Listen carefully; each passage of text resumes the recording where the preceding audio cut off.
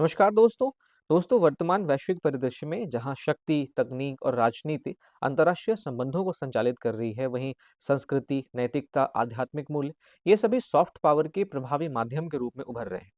इसी संदर्भ में आप देखें 14वें दलाई लामा को 68वें ग्रैमी अवार्ड्स पुरस्कार में उनका पहला ग्रैमी पुरस्कार प्रदान किया गया, जो केवल एक सांस्कृतिक उपलब्धि नहीं है, बल्कि मानवता, करुणा और नैतिक नेतृत्व की वैश्विक स्वीकृति का प्रतीक है।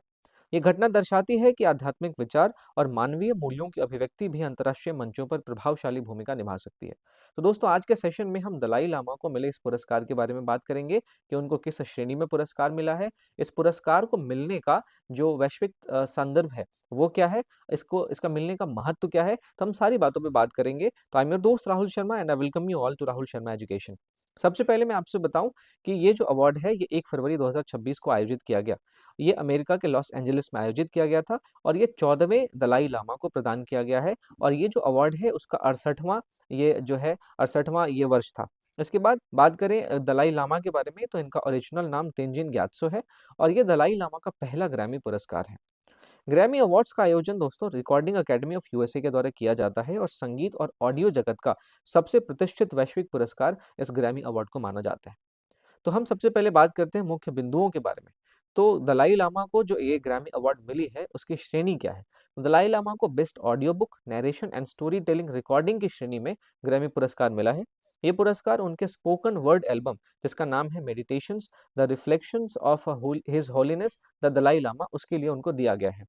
इस एल्बम की विशेषताओं की बात करें तो इस एल्बम में दलाई लामा के शांति, करुणा, मानवता, अहिंसा और मानसिक शांति से जुड़े हुए उपदेश हैं। इसके अलावा इस एल्बम में आपको मेडिटेशन और आत्मचिंतन पर आधारित कथन भी देखने को मिलेंगे और इस एल्बम में आप देखें तो जो भारतीय शास्त्रीय संगीत है उसका सहारा लेके इन सारे संगीतात्मक पृष्ठभूमि को भी अपनाया गया है और इस संगीतात्मक पृष्ठभूमि में जो भी कथन कहे गए हैं उनको दलाई लामा के द्वारा बोले गए हैं।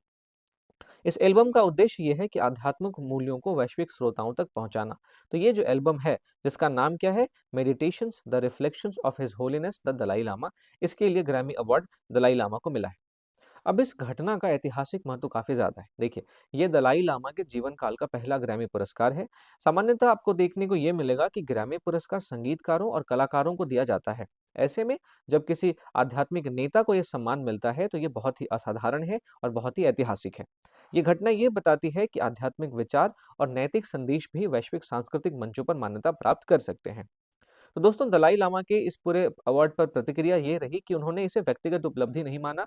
उनके अनुसार ये पुरस्कार मानवता की साझा जिम्मेदारी है, जो शांति, करुणा और वैश्विक कल्याण के संदेश है, उनकी स्वीकृति है। ये उन्होंने ये कहा कि आज की दुनिया में 8 अरब लोगों के लिए नैतिकता और करुणा पहले से कहीं अधिक आवश्यक है, क्योंकि जो हमारा विश्व है वो नित नए समस्याओं से जूझ रहा है।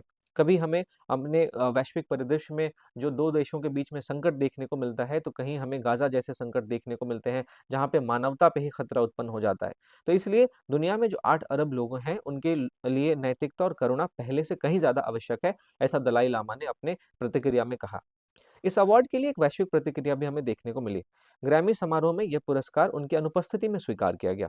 चीन ने इस पुरस्कार को लेने पर हालांकि आपत्ति जताई है, ये कहते हुए कि दलाई लामा एक राजनीतिक व्यक्ति हैं और जिससे ये स्पष्ट होता है कि सांस्कृतिक घटनाएं भी भू राजनीतिक प्रभाव डाल सकती है। यानी कि अमेरिका के द्वारा दलाई लामा को यह पुरस्कार दिया जाना एक बार फिर से उसके साथ उसके और चीन के बीच में जो कटु संबंध है उसकी तरफ हमारा ध्यान खींचती है और ये बताती है कि सांस्कृतिक घटनाएं भी भू राजनीतिक प्रभाव डाल सकती हैं।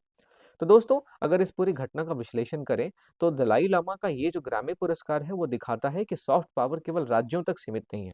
आध्यात्मिक और नैतिक विचार भी वैश्विक विमर्श को प्रभावित कर सकते हैं और ये घटना संस्कृति, राजनीति और कूटनीति इन तीनों के बीच के अंतर संबंध को उजागर करती है।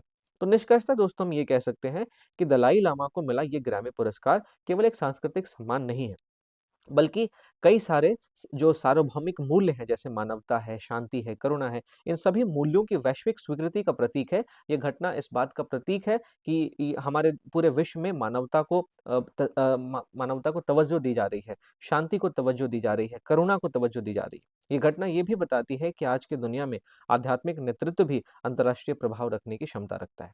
तो दोस्तों, ये हमारा आज का सेशन था। मैंने इससे आप इस सेशन में आपसे दलाई लामा को जो ग्रैमी अवार्ड मिला है, उसके बारे में जो भी ज़रूरी बातें हमारे एग्ज़ाम के पॉइंट ऑफ व्यू से थी, वो मैंने आपके साथ की।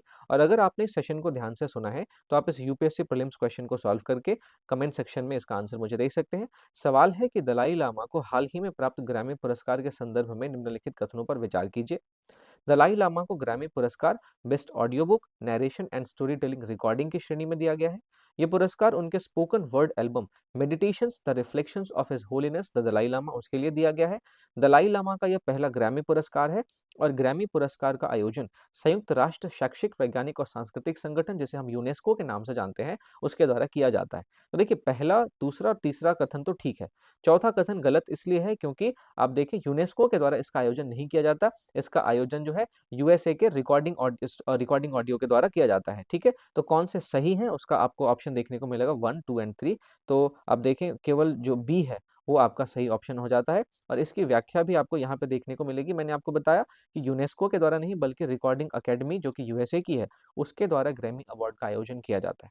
तो इस तरीके से दोस्तों, आज का ये जो हमारा सेशन है, वो यहाँ पे खत्म होता है। इसके पीडीएफ के लिए आप मेरे टेलीग्राम चैनल को ज़रूर जॉइन करें। राहुल शर्मा करंट अफेयर्स के नाम से ये चैनल है। अब यहाँ पे आपको इस सेशन का पीडीएफ और बाकी दूसरे जितने भी वीडियोज़ मैं अपलोड करता हूँ, उन सब के पीडीएफ आपको देखने को मिल जाएँगे। जाने से पहले एक बार फिर से मैं आपको याद दिला दूँ, अगर आपने वीडियो को लाइक नहीं किया है, तो प्लीज़ लाइक करिए।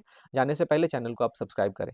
तो एक बार फिर से मैं आपसे अगले टॉपिक के साथ मिलूँगा, तब तक के लिए थैंक यू फॉर वॉचिंग।